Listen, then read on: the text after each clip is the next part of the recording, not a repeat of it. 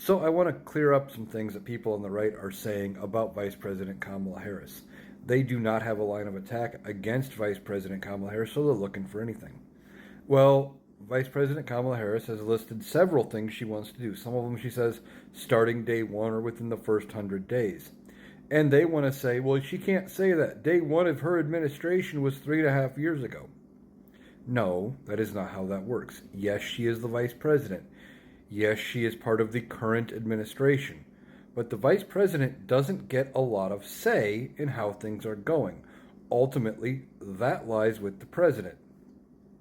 They can advise things. They can say, well, I think we should do this. If it isn't something the president is on board with, it will not happen.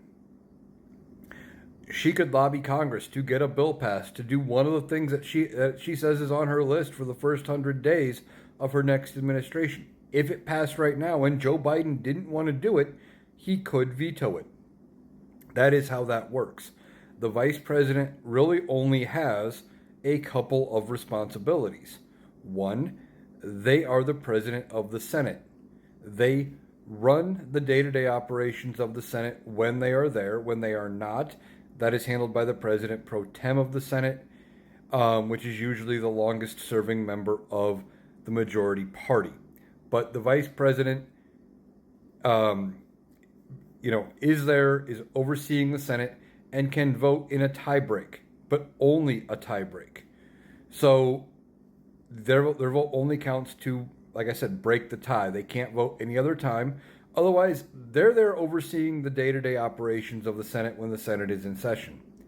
The other responsibilities of the vice president are to help advise the president and make it known to Congress if there is some reason that the president cannot fulfill their duties and use the 25th Amendment to temporarily or permanently, depending on the reason, take control of the presidency and become president or acting president, depending on what the situation calls for.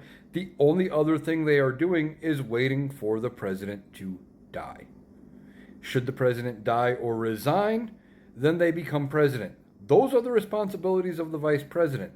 Despite anything else that the right wing wants to say is responsible or is a responsibility of the vice president, that is all they actually have to do.